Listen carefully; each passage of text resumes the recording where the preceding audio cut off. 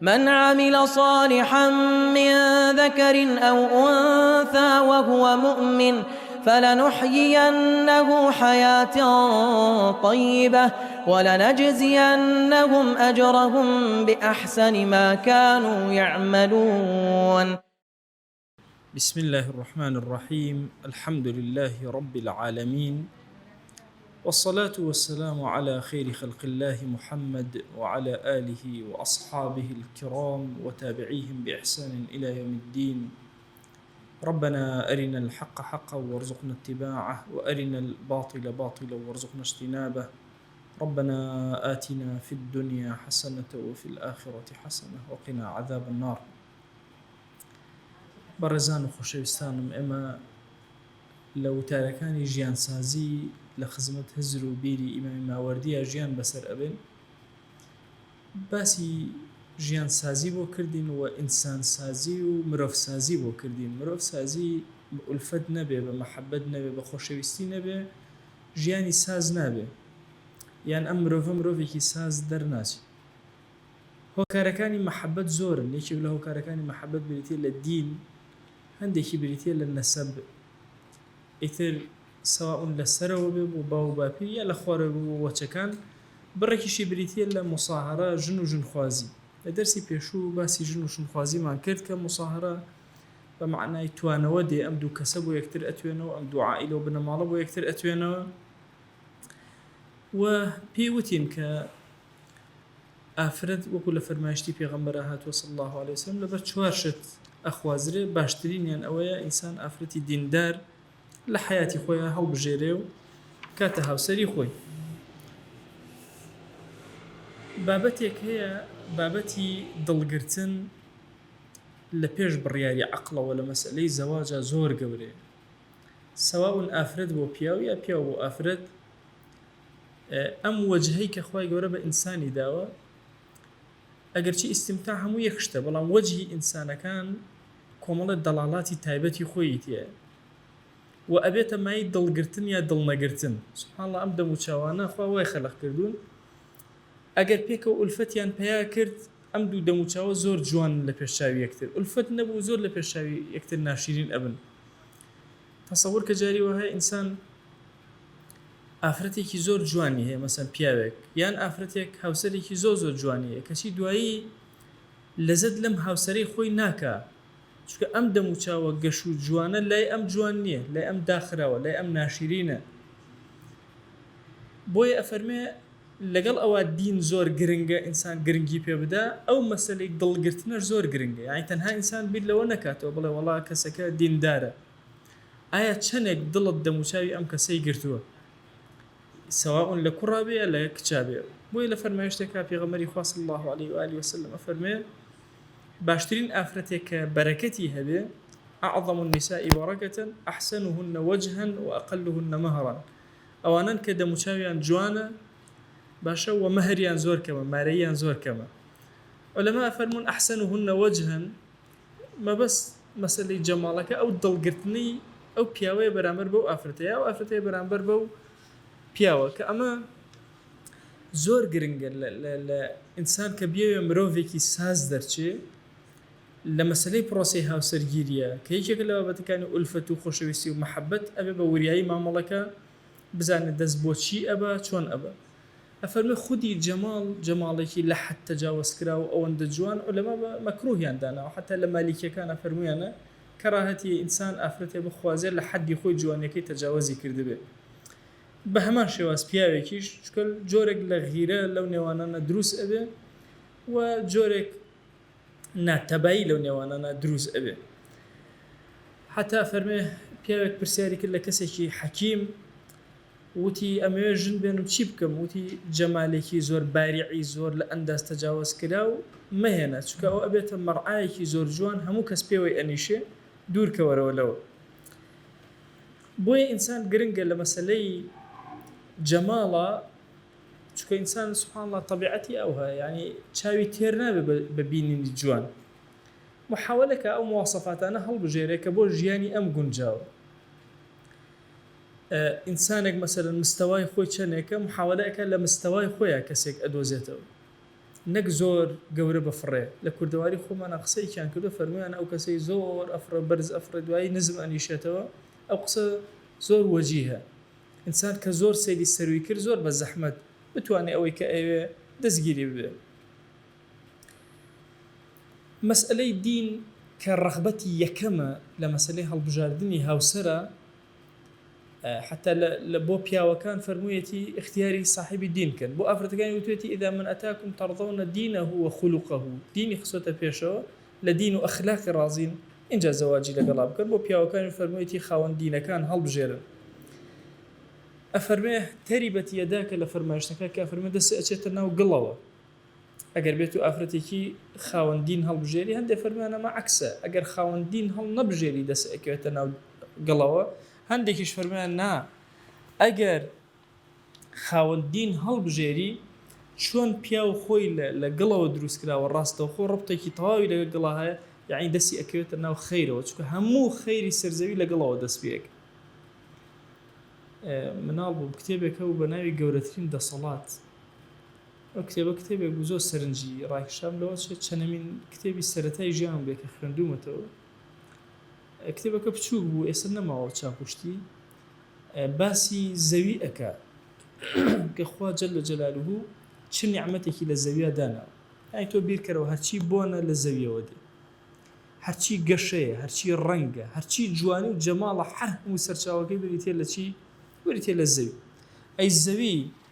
سەرچاوەی ئەم هەموو جوانیانە لەکوێوە ئەهێنە ئەم کرمەلیقەیەمان هەیە خۆمان ئەیبین لە ناو خاکە طبعا لە بستێک لە سەروی خاکە لەو دەوروبەرە ئەیبینیتە دوای چوویتە خوارەوە نابینی وردەوردە نامێن ئەمە تەنها ئیشی چییە پیاڵەن خاکە خۆرە تەنها خۆڵە خوات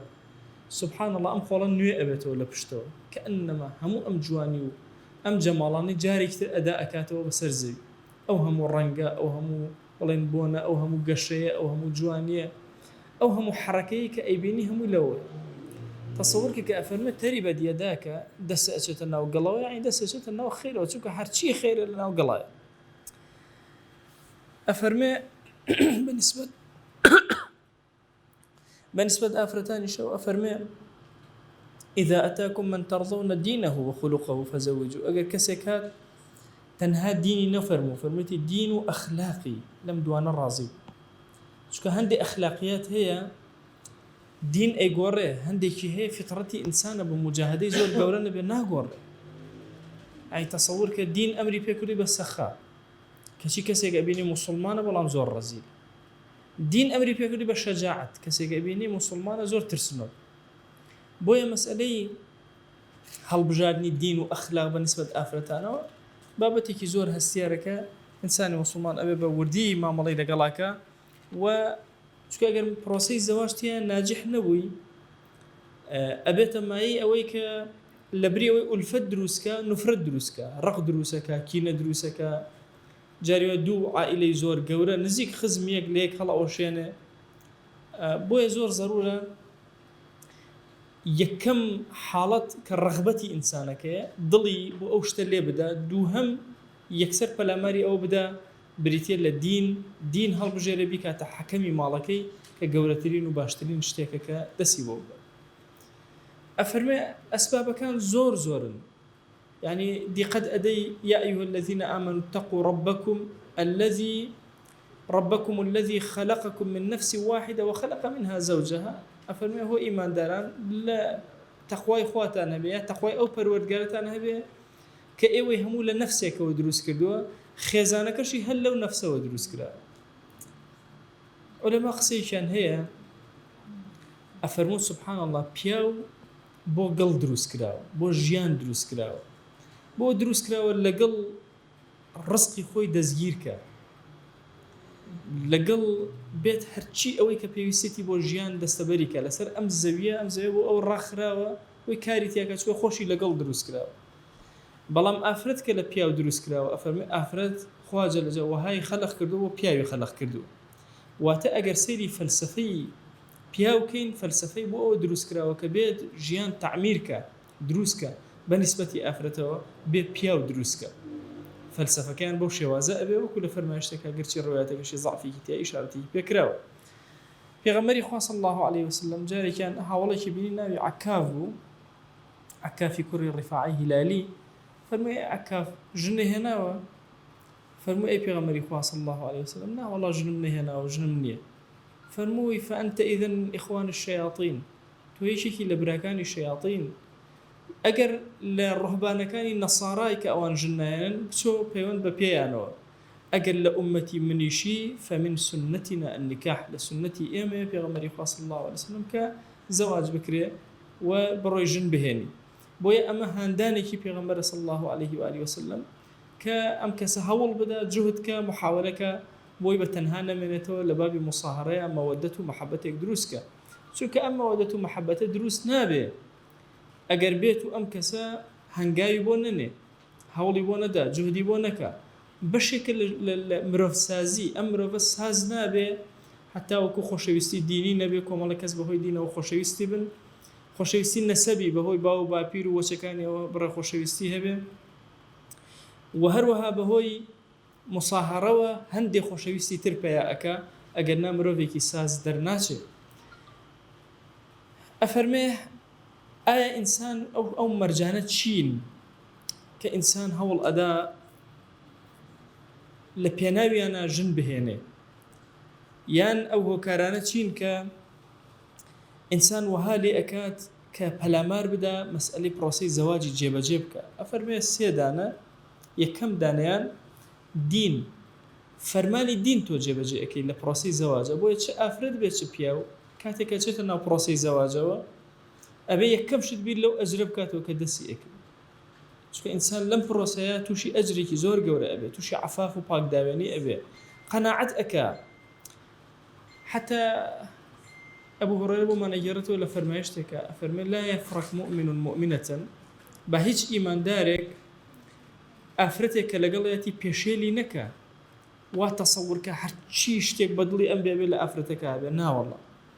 خوشيز أفرمي إن كره منها خلقا رضي منها خلقا أجل لبرشتكاني بينا راحت بالأخلاق كاني لبر الأخلاق تري راضي به بوي إنسان وتصب مثالي بريار ندى كأما علم كسك الدين دار بالدين بالنا ربوتو بوي بتواني لم أم كسانا بيكو بجين ابن الرجب قصيك زور عظيمه أفرمي أجر إنسان بس شونا وبروسيها وسرجيريا أجر بحياتي بانجوازي نكل دعوي نكل بيت الداعي بيت بانخواس شلون بيت الداعي بانخواس أم بياو بردوام مثلا قصيك خير بو أم أفرتك أم أفرتك قصيك خير بو أم بياو أك بردوام لبانجوازان فرمان بتشاكور رجلي لخرافك برشي جرينج الذين بردام لبروسيها وسرجيريا جاب جي أكري يا كم جار أم دوان لبيني إخوانا دواي لأولادي أنا بردام فرمان بتشاكور رجلي لخرافة أكل أبنك سيبان خواز بمعنى كلمة أفرمي همي شج لمسألة دين دارية إنسان بقرة لشتيك حل بجيري كبرو ستري بري برو شهاد نوي بري وايلي بكا لجناها كان طواو دوري خاتوا يتر راضي ببشي خوي أفرمي كسك هات لي ابن عباس أفرتك هاتي وابن عباس بخيوي أكل كسك هات لي فرموي أما يوم أفرتم بيبدي فرموي أو أفرتت نادم وتي بوشي نام ديتي وتي مستواي تويني شاني تويني كبدم وتي حقيناك من جوبو نادم هالرازي تي آخر أجر تور رازي بي دواي إما بتور رازي نبي الرفاقتي إما بكي شكون مستوادية أخواره كابو أم دوكا سكا أبنها سريع كثير أجر دوكا سكا باش بن هردو كان دين دار وخواناس جيانك يبر لدينداري وخوان دروسكا بلام أجر كسيك دي قد أدي يشي كان أبي تريان سكسار دكاتا وكم ترخمي أكا وايلي أم دوكا سور دور دا بروسكان برو دواويتو وايلي أوكم الله تشاكي كبدوري أنا أبون بيشتر دواي بدوري أنا نامنا بوي ابن عباس رضي الله رحمة الله عليه فرموي أو كسير راضي بصحبتها والله كسيك خيرتي يعني بوي هموها والله باشكاني خوي لدس أداء أو خالية كما كإنسان وايلي دين بالط بيو أنك مسألة بروسي زواج بشيتا بيشو لي دوم عقل بالط بيو أني عقل داوالي أكا لويك برو بيشو هنقاو بني كجياني إنسان بتنها ناتي برو چه أفرتك بتنها حياتي ناروا چه بيايكش بتنها حياتي ناروا أم دوانا بيكا وطاوكاري يكترن أتوانن بيكا ومالكي خويان شوينكي خويان جيكي خويان رك بخن أفرمي العقل حيث كان ألوف ومألوف لفرمايشتك الرواياتك هاتوك عقل لكوا ألفت دروس به كسيك ألفت كاتو كسيكيش مألوف به ألفتي بيو بيجيري ألي عقل قشأك بوي هم عقل داوات لي أكا كمسألة بروسي الزواج جيبا جيكا هميش لو شوينيك أو ألفتها جورك لعقل إنسان قشيت يا أكا بوي إنسان بتاقي تنها عقلي لو قشي قوري أو استيك لقل هاوسركيا ما ملايك أكا با ما ملكا ناجوريش بهند جار يعني متصور كين أقر جنومير تقولين والله نابي الشر يعني بي نابي دنجان بي أبيها محاتن أو غلطة أو جنومير ده مردون نا والله أبي دنجان بي أبي شر شيان هبي أبي مشكلة شيان هبي أبي حلي شي كان بما ندرس أبن بما نعقليان توكما أبي هم دين داريشيان أمريان بي أكا تو فرمان بچاكو الرقري لخرافس شي يعني هر اوه كتو خواريك لبران بركة أبيني هولي بو أدي چارە سەری ئەەکەی ئەویش خوارێ لە تۆ ئەبینێ هەڵی بۆ ئەدا تۆ ئەبی تەبانخواز و ئەویژە بێ تەبانخواز لە ڕۆ دینێکەوە لە ڕۆ عەقڵێکەشەوە عەقڵ لەم شوێنانە گەشەئەکە تۆ بێنە مناڵە بێنە مێخەرە ناو کۆمەڵگاوە دووری خەرەوە لە هەرچی شتە بیترسێنە مەهێڵە پلاکێدا بگیرسێنە خۆت هەموو ئیشەکان بکە ئەو مناڵە تەپۆل دەرەچی حیچ نابێ عەقڵی تەتەوەر ناکە گەشە ناکە ئەسا وەکو مناڵی ئەمڕۆ کە هەر ئەخێنە بەردەمی شاشە لە ئەخیرا کوێرە بێتەوە خۆ شاشە هەموو معلوماتە ئەکرێ ئەم مناڵە بخەیتە بەردەمی شاشە عەبقەرێکی زۆر گەورەی لێ دەرچێت چونکە معلوماتی پێکۆ ئەکاتەوە ئەشکرێ بخەیتە بەردەستی شاشە بیکوژی کۆمەڵەش هەر دووبارە ئەکاتەوە یعنی تەسەوور کە وەرە ئیفلام کارتۆنە بێنە و تەنهایەک ئیفلام کارتۆن بخەرە ناو مۆبایلەکە بۆ مناڵێ بزان چەند جار سەیری ئەکا هەزاران جار سەیری ئەکا یەکشت لە یەک دایرە بچووکە ئەخولێتەوە بۆیە مەسئلەی ئەو مامەڵەیە ئەو جەنگەکە لە ماڵەکانە ڕوئەدا ئەو توندیەکە لە ماڵەکانە هەندێک جار ڕوئەدا هەمووی لە پێناوی بنیاتی ماڵەکانە قەت لە پێناوی ئەوانەیە کە یەکتری بشکێنن ئەبەدەن پشتیوانە بوو هەردووکیان هەوڵیان داوە کە ماڵەکە دروستکەن حتى لو فرماشتا أفرمي عليكم بالودود الولود ودود چییە يعني ئەو کەسەیە کە تۆ خۆشت ئەوێ با بڵێن دەموچاویت هەڵبژاردووە قەناعەتت پێ هەیە ولا بەرامبەرە محبت بۆ یەکتر دەرئەبڕن ئەم دوو کەسە ئەمە وا لێ ئەکا دروستیان کە ئەمە وا لێ ئەکا عەقڵیان گەشە بکە ئەگەر بەم شێوازە نەبێ ئینسان تووشی ئەوە ئەبێ کە ئەم دوو کەسە ئەم پرۆسە هاوسەرگیەی کە کردویانە نەجاحەت نەهێنێ و ئەو ئولفەتەی کە شەرع مەطلوبە لە شەرعا کە مرۆڤ دروست ئەکا مرۆڤ ساز ئەکا ژیانی ئینسان ساز ئەکا ئەوەیان دەستگیر نابێ ئەبێتە ماڵێکە ئەم دوو کەسە یا ئەبێ لە یەکتر ببنەوە یا ئەبێ ئیلا ژیان لەگەڵ یەکتراکەن بەڵام ژیانێکی چۆن ژیانێکی پڕ نەهامەتی پڕ مەشاکل ڕازی نەبوون بە یەکتر گەورەترین گرفت لەناو ماڵەکانە لە پرۆسەی عەقڵی هاوسەرگیریە ئەوەی ئەم دوو کەسە ڕازی نەبن بە یەکتر ئیتر هیچ لەزەت ناکەن یعنی قسەش لەگەڵ یەکترا ئەکەن قسەی جوانیشیان لەگەڵ یەکترا بە جوێنێتە بەرگوێ یەکتر وایەتە پێشچاوی یەکتر تەسەوور کە دوو کەس ڕقیان لە یەک بێ کەسێکیان بێت سەلام کە لەویتریان بڵێ سەلام عەلەیکوم ئەو لە بەرامبەرەوە تۆ سێ چۆن سەلامی لێ کردن سەلامە جوانەکەشی پێ قبول ناکرێت چونکە پێ ڕازی نییە ئەی ئەگەر بە یەکتر ڕازی بوون سەرەکی هەڵەیەکە لە هەڵەکە ئەبورێ بۆیە ئەم پرۆسەی عەقڵە لەگەڵ ئەوە پرۆسەی دینە پرۆسەی عەقڵە ئەبێ ئینسانی موسڵمان بزانێت لە ڕووی عەقڵیەوە چۆن مامەڵە لەگەڵ پرۆسەی هاوسەرگیری ئەکا هەتا وەکو مرۆڤێکی ساز دەرچێ لەناو ژیانێکی ساز و کۆمەڵگایەکی سازە بابەتێک هەیە زۆر گەورەی ئەم بابەتە لە ئەمڕۆیە زۆر فرامۆش کراوە مەسەلەی کوفر لە شریعەتی ئیسلامیە زۆر گرنگی پێدراوە ئینسان ئافرەتێک ئەخوازێ هاوتای شانی خۆی یان ئافرەتێک شووەکە بە کەسی هاوتای شانی خۆی هاتوون پێشتر عولەما هاتوون کوفریان بە مەسەلەی حرفەت لێک داوت ئیش و کاروبارەکان ئەم کەسە ئیشەکەی چی ئەم کەسە ئیشەکەی چیە بنەماڵی ئەمان ئیشیان چیە بنەماڵی ئەوان ئیشیان چیە هەندێ ئیش هەیە زۆر بەڕێز هەندێ ئیش هەیە زۆر ڕەزیلە لە شریعەتە ینی بە نمونە یەکێک لەو ئیشانەی کە ئێستا ئێمە زۆر بە بەڕێز لەناو کۆمەڵگا سیر ئەکرێ مەسەلەی حیجامە کەڵەشاهگرتن یەکێک لەو ئیشانەی کە بەڕێز نییە لەناو کۆمەڵگایە لە ڕاستیە کۆمەڵگای ئیسلامیە ئیشێکی حرفەتێکی بەڕێز نییە لە فیقی ئیسلامیە کە باس کراوە بۆیە ئەفەرمێ کچی کەسێک کە حرفەتەکەی بریتێ لە کەڵەشاخ لەگەڵ کەسێکە کە زانایە هاوتای یەکتر نین ئەمان خەریکی علوم و خەریکی ئێمە زۆر کادێمەواتی ئەگەن یعنی مەسئلەی حیجامە ئیشەکە خۆی بۆ خۆی سنت نییە کردنی حیجامەکە سنت يعني أو خاڵە ئەبێ ملاحظە وەربگیرێ ئێمە وا تەسەوڕ ئەەکەین ئەو کەسەی کە حیجامە ئەکا ئەڵێ کاکە من سنت جێبەجێ ئەەکەم ئەو سنت جێبەجێ ناکە ئەو ئیشێک ئەکە ئیشەکە کۆتاکەی بۆ ئەم کەسە سنەتەکە ئەیکات واتە ئەو کەسێک کە کەڵەشاخەکەی بۆ ئەکرێ سنەتی جێبەجێ کردو نە ئەو کەسێک کەڵەشاخەکە ئەکا ئەگەر چی پێغەمبەری خوا صلی الله عليه وسلم لە چەندین ڕوایەتە مەسەن کەڵەشاخی کردووە فەرمانی کردووە بەڵام خودی حرفەکە خۆی ئیشەکە لەبەرەوەی کارە لەناو خوێنە و کارە لەناو شتێکە کە لە فەزائیل نییە بۆیە فەرموویانە کچی ئەم کەسە زانایە هاوتای ئەم کەسە نییە بۆیە کوفە زۆر گرنگە ئینسان بزانێت لە چ بنەماڵەیەک ئافرەتێک ئەخوازێ مەسەن حرفەتی ئەم کەسە لەگەڵ ئەو بنەماڵەیە گونجاوێکی هەبێ ممکنە دوو ئیش هەبن عکس یەکتر بن هەبا باسی دوو ئیشتامە کە عکس یەکتر بن پیاوێک هاتبوو بۆ گوندی وێنە لەوێ مەلایەتیمە کرد هاتبوو دەرمانی ئەوەشان بەسەر گوڵوجایە دەرمان بۆ شێنی و بۆ کوژوجیا و ئەمانە شتێکی باش خەڵکی گوندی وێنەش هەموویان هەنگدار بوون زۆر ڕقیان لەم پیاوە بوو کە ئەهات چونکە هەر دەرمانێکی بشەنە زەرەی لە هەنگەکانی ئەوان ئەدا ناموناسبە هەبوو حتا بەبێرمەکە جارێکیان هاتبوو زۆر خەڵکێکی گەرم و گوڕم کرد پیاوێکی زۆر ساڵح بوو دوای پێم وتم وەڵڵای ئەم ئیشەی تۆ ئیشەکە زۆر باش یعنی کۆمەڵە حەشەرات نامێنێ مێشولە نامێنێ ئیشەکەی تۆ زۆر جوانە بەس لەم شوێنە جوان نییە چونکە ئەم شوێنە هەر هەمویان هەنگدارن یەک تۆز دەرمانی تۆ زەرێکی زۆر گەورەی داوە تەسەوەر کە ئەگەر دوو کەس بن دوو بنەماڵە بن بێنە پێشچاوی خۆ یەکێکیان دەرمان بۆشێنێکیان هەنگداری بکە مناسبە لە بینیانە ڕق لە بینیانەیە بەعکسەوە ئەو ئولفەتە جوانە لە بینیانە نییە بڕواکەن گوندی وێنە هەر میوانێک بهاتێ ئەمەندەی ڕێزی ئەگیران نەبێتەوە کاتێ ئەو کەسە ئەهات کە دەرمانی ئەکرد ئەوانەی کە هەنگیان نەبوو خڵشیان نەکرد ئەوانەی کە هەنگیان نەبوو ئەترسان لەوەی بچێتە ماڵەکەیان دەرمانەکە دانێ هەنگەکانیان لە ناوچ ئەگەنا زۆر حەزیان بە میوانداری و پیاو بوون لە میوانداریە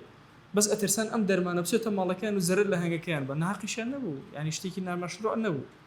هەر من هەنگم نەبوو چەند کەسێکی کەم ئەم بردە بۆ ماڵی خۆمانەوەانە هەم وجارێ ئەم بە قورئان ئەم ئیشە مەک یا ئەگەر کردم بۆ ئەم منتیقە مەیە چکە ئەم منتیقە خەڵەکە هەمووی هەنگی هەیە تۆ کەسێکی ئەڵێ دەرمانێکی ئەوێن بۆ بۆشێنە ئەیوەشێنی زەرر ئەدەی لە چەند موسڵمانی تر لە ڕووی شەرعیشەوە زۆرێک لە ناتەبایی هەیە بیرکەرەوە ئەم دوو حرفەتە پێکەوە ئەم دوو ئیشە پێکەوە ناتەبان لەگەڵ یەکترە کچی ئەمیان بۆ کوڕی ئەمیان کوڕی ئەمیان بۆ کچی ئەمیان ناتەبا ئەبن لەگەڵ یەکترا دواتر چکە حرفەتەکان ئیشەکەیان هاوتانیە لەگەڵ یەکتریە بۆیە لە فقهی ئیسلامیەکە باسی ئەوە کراوە ئەو حرفەتانەی کە ئینسان جێبەجێیان ئەکا و ئەیان کات و لەناو ئەم حرفەتانە هاوتایی هەیە هەمویان دانەوە بە کوفئی یەکتر لەو ئەچێت زەمن گۆڕابێ کوف جۆرێک لە جۆرەکان لەسەر خودی شخصەکە ئێستا بنیاد بنرێ بەڵام مەسئلەی بنەماڵە و بەس مەسئلەی ئەم کەسە لە چ بنەماڵەیەکە ئەمە زۆر گەورەیە بۆیە جارێکیان ئەبوو ئەسودی دوئەلی بە کوڕەکانی وەدوتی وەڵڵاهی من زۆر چاکم لەگەڵ ئێوە کردووە هەموو ژیانم سرف کردو بۆ ئێوە وەڵڵاهی پێش ئەوەی ئێوەش لە دایک بوون هەر چاکەم لەگەڵا کردوون هەوتیان باوکە چ چاکێک لەگەڵ ئێمە کردو پێش ئەوەی لە دایک بووین وتی گەڕاوم لەناو بنەماڵێکی زۆر شەریفە ئافرەتێکم هێناوە خواستووە حتا وەکو بیرم لەوە کردوتەوە ئێوە کە لە دایکە من دایکێکتان هەبێ ئەو دایکە بزانێت چۆن مامەڕ لەگەڵ ئێوەکە چۆن گەورەتانەکە و دروستانەکە بۆیە جاری وە هەبووە ئەگەر کچە مەلیکێک درابێ بە کوڕی زانایەک دوایی ئەم مناڵی کە لە دایک و خەلەلێکی بۆ دروست بووە چکە لەناو دوو بی ئەوە پەروەردە بووە نە ئەوە بۆ بێتە مەلایەکی باش نەوە بۆتە قائیدێکی باش لەو بێ نەفەوتاوە بۆیە مەسئلەی کوفە لە شەریعەتە زۆر گەورەیە لە فەرمایشتێکە ئەفەرمێت تەخەیەڕوا لنطفکم ولا تضعوها إلا في الأكفاء بزانن بۆ نطفە و ئاوی خۆتان چی هەڵ ئەبژێرن لە شوێنی خۆیان و لە کەسێکی هاو کوفئی خۆتانان نەبێ دایمەنن لە ڕوایەتێکە ئەفەرمێت سبحان الله ئەبێتە هۆکاری ضیاعی وەلەد ئەولادەکانتان هەموو تیا ئەچن چکە لەناو دوو پەروەردەی جیاوازە دوو سیستەمی جیاواز بەریەک ئەکەون زۆر زەحمەت بالضبط ئەگەر کۆتا قسەم لەسەر مەسەلەی ئەم نطفە بڕواکەن ئەم پرۆگرامانەی کێن بۆ حکوومەتی هەرێم بۆیە تەلە بە هەموو سەقەت دەرەچێت بالضبط ئاوایە پرۆگرام و سیستەمێک هەیە سیستەمێکی نوعێکی تریە یعنی من چەند ساڵە لە زانکۆ ئەم حد دو سێ ساڵ جارێ جۆرێک لە سیستەمیەتە ناو زانکۆوە نەجاحەتیش نایەنێ فەشە لەیەنێ و ئەڕوا کۆمەڵە تەلە بە سەقەتەکە و ئەڕوا هۆکارەکەی چییە دوو سیستەمی جیاوازە سیستەمێکی قەدیم و جەدید لێک نەدراوە زەمینەی بۆ ساز نەکراوە لە کوتوپڕێکە ئەم مناڵانەیەکەوە دروست بوون هەمویان ئەفوتن بالضبط لە مەسەلەی هاوسەرگیریش ئەو هەیە دوو سیستەمی جیاواز کە تێکەڵ بە یەکتر ئەەکەی یەکتری ناخوێننەوە هەندێک جار ئەبێتە هۆکاری ئەوەی ئەولادەکان فوتێن بۆیە زۆر گرنگە لە ئیختیاری خێزان و هاوسەرە چ ئافرەت بێت چ پیا و هەردوو تەرەفیان دائیمە بیر لەوە بکەنەوە کە چی هەڵ ئەبژێرن بۆ ئایندەی وەچەکانیان هەتاوەکو وەچەیەکی تەندروست و ڕێک و جوان دەربچێت. داوامان لە ذاتی پاکی پەروەردگار ئەم کەلیماتانە و تاوای کەلیماتەکانی ترمان لێ قبولکە. یا ئیلاهی داوا لێ ئەکەین بە گەورەی خۆتمان کە مرۆڤێکی ساز ژیانمان ساز کە یا رب العالمین، ئارامی و ئاسایش بەسەر دڵ و دەروونمانە ببارێنە یا رب العالمین. خۆیان داوا لێ ئەکەین بە ناوی جوانت بە صیفەتی بەرزە بە ئیسمی عەظەمت، کەڕەمی خۆت بەسەرمانە ببارێنە، عەفوی خۆت بەسەرمانە ببارێنە. ئێمە لە ڕۆژانێکی زۆر پاک و بێگرد و پیرۆزین، لە ئەیامی نۆمینەی حاجیانان. یا ئیلاهی دەستی زەلیلی من بۆ لای تۆ بەرز کردوێتەوە، دڵ و دەروونمان ئارام کە، ماڵمان ئارام کە، وڵات و نیشتیمانمان ئارام کە، شارەکەمان ئارام کە یا رب العالمین. ئەم کوردستانەی ئێمە ئارام کە یا ئەکرەم الئەکرەمین، ئومەتی پێغەمبەر صلی الله عليه وسلم لە هەموو جیهانە ئارام کە یا رب العالمین. خوای گیان داوا لێ ئەکەین هەر کەم و کوڕێکمان هەیە بۆمان پڕکەرەوە یا رب العالمین. خوای داوا لێ ئەکەین بە گەورەی خۆت، بە ڕەحمەتی خۆت، بە بەزەیی خۆت، کەڕەمی خۆت بەسەر مەجلیسەکەمانە ببارێنە، کەڕەمی خۆت بەسەر ژیانمانە ببارێنە. ئەومان گرفتێکی بۆ چارەسەرکە، ئەومان بێ حاڵ و ماڵە ماڵداریکە، ئەومان بێ مناڵە مناڵی پێ عەتاکە، ئەومان بە مناڵە مناڵەکانی ساڵحکە. یا ئیلاهی داوا لێ ئەکەین بە گەورەی خۆت، بە کەڕەمی خۆت، بە ڕەحمەتی خۆت، ئەومان قەرزارە قەری سەرشانی سووکە، ئەومان نەخۆشە شیفای بۆ بنێرە. یا ئیلاهی شیفا بۆ ئەو دەردانەمان بنێرە کە ئەیزانین یا نایزانین یا رب العالمین. خۆیان نەخۆشیکی زۆرمان هەیە کە پێمان نەزانیوە، خۆیان تۆ خۆت بۆ خۆت شیفامان بۆ بنێرە، ڕەحمەتی خۆتمان بۆ بنێرە یا رب العالمین. خۆیان داوا لێ ئەکەین بە کەڕەمی خۆت، بە ڕەحمەتی خۆت. ئەو مسلمانانی داوای دوعای خێریان لێ کردوین وایان زانیوە ئێمە خەڵکانێکی ساڵحین. یا ئیلاهی داوا لێ ئەکەین بە ڕەحمەت و بەزەی خۆت، بە گەورەی خۆت، بە کەڕەمی خۆت سەرجەمیان یا ئیلاهی شیفا بۆ بنێرە یا ئەکرەم الئەکرەمین. مسلمانانێکی زۆر کەوتونتە ژێر باری قەرز و هاواریان بۆ لای ئێمە هێناوە، یا ئیلاهی قەرزەکانیان بۆ جێبەجێکە، کارەکانیان بۆ تەسهیل کە یا رب العالمین. خوای داوا لێ ئەکەین ئێمە لەم ژیانە ئیلاهی گرفتمان زۆر زۆرە، بەخوا ناتوانین گرفتەکان بۆ کەس باسکەین، تەنها لە حوزوری تۆیان نەبێ.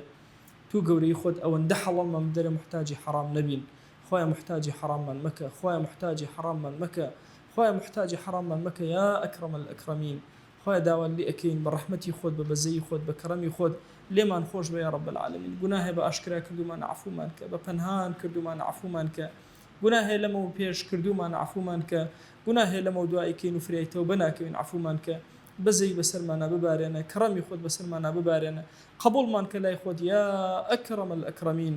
خوای داوا لێ ئەکەین بە ناوی جوانت، بە صیفەتی بەرزە، بە ئیسمی عەظەمت، بە کەڕەمی خۆت ئەم دوعانەمان لێ قبوڵ کە. سڵاوی ئێمە بگەێنە پێغەمبەری خوا صلی الله عليه وسلم. یەکێک ناومان لە حوزوری ئەو لە خزمەتی ئەوە بێنە، اشتیاقی دڵی ئێمە پێ بگەێنە یا ئەکرەم الئەکرەمین.